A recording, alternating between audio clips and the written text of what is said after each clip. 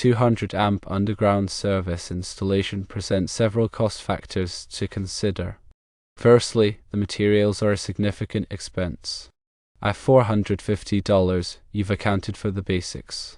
Ensure this covers the necessary length of Schedule 80 conduit, the appropriate wire gauge for a 200 amp service, connectors, grounding equipment, and any necessary fittings. Remember to factor in the cost of the meter socket and main disconnect suitable for outdoor installation, as well as the cost of the temporary power panel. Secondly, equipment rental, specifically the backhoe, contributes substantially to the overall costs.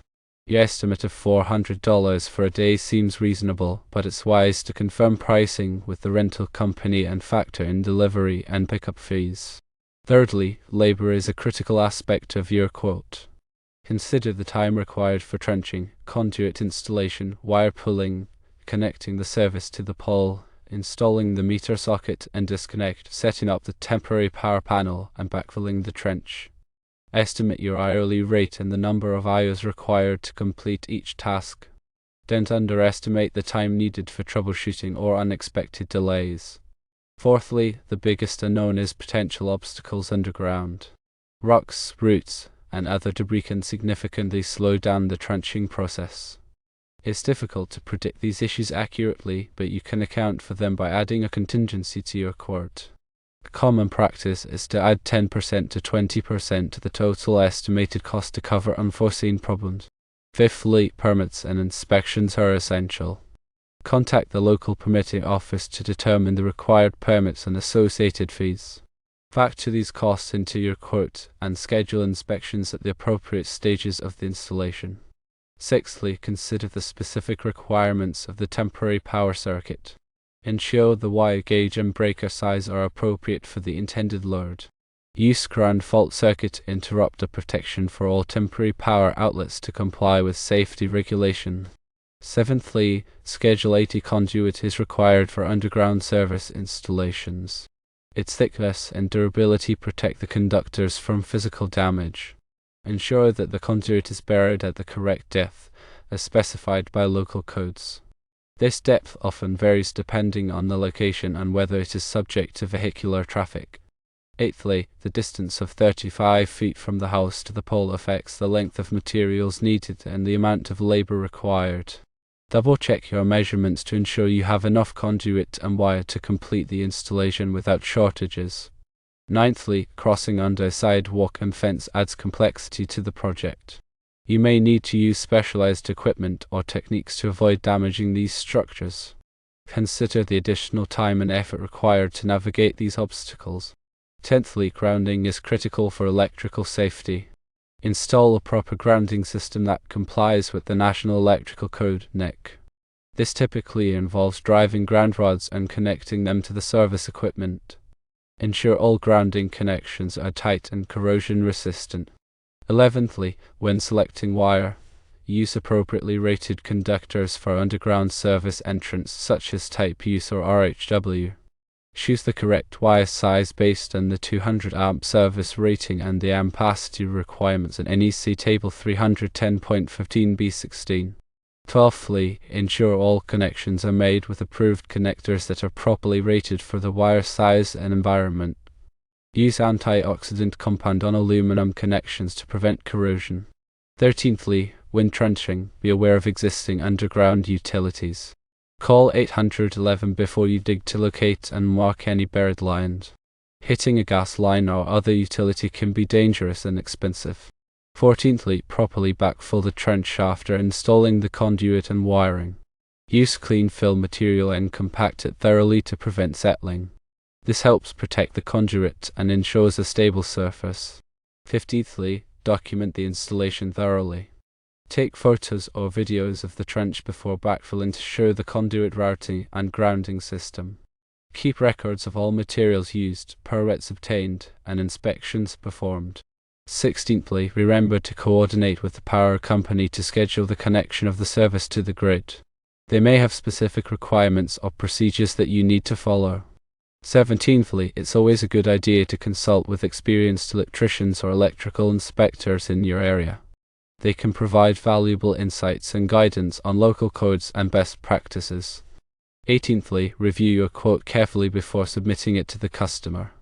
Make sure it covers all your costs, including materials, equipment, labor, permits, and a contingency for unforeseen problems. 19thly, present your quote professionally and explain the scope of work to the customer.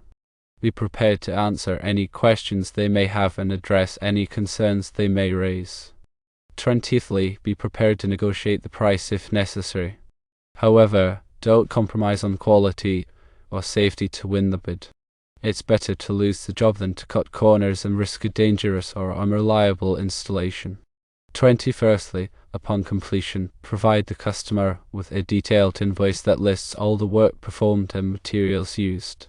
Maintain accurate records for tax purposes and future reference.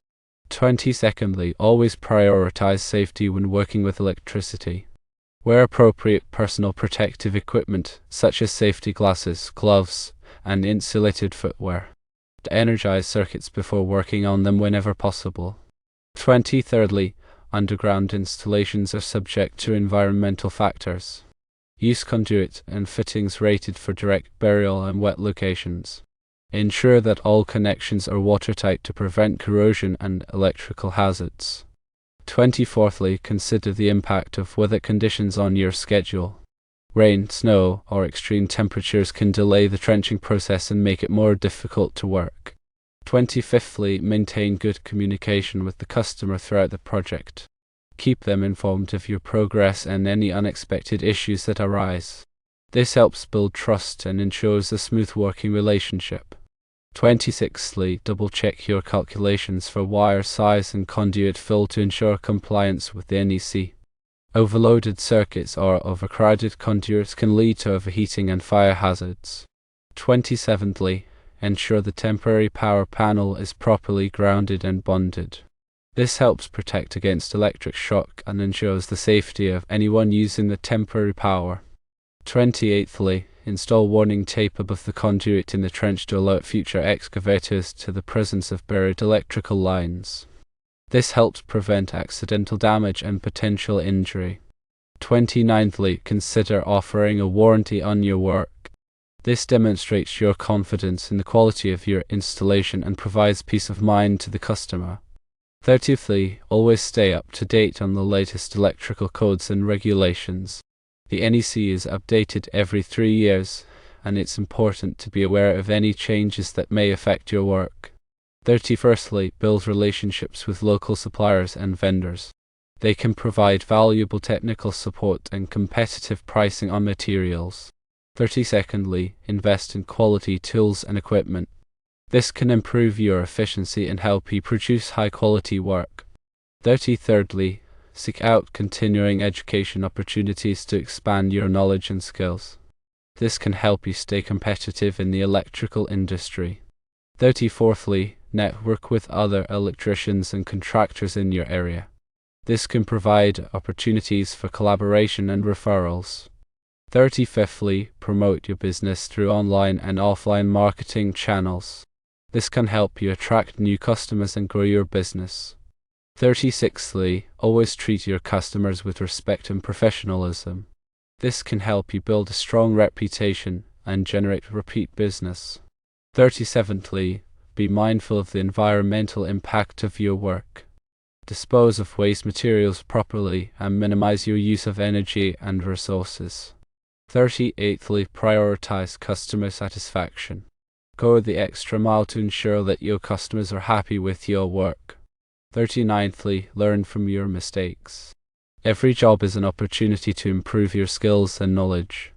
40thly, celebrate your successes. Acknowledge your accomplishments and take pride in your work. 41stly, continuously evaluate and refine your business processes to improve efficiency and profitability. 42ndly, stay organized and maintain accurate records of all your projects. This can help you track your progress and identify areas for improvement. 43rdly, invest in insurance to protect your business from liability and property damage. 44thly, develop a strong financial plan to manage your cash flow and ensure the long-term sustainability of your business. 45thly, create a safe and healthy work environment for yourself and your employees. 46thly, stay informed about industry trends and emerging technologies. This can help you adapt to changing market conditions and stay ahead of the competition. 47thly, be prepared to handle unexpected challenges and setbacks. Resilience is essential for success in the electrical industry. 48thly, focus on building long-term relationships with your customers, suppliers, and employees. 49thly, never stop learning and growing as an electrician and as a business owner.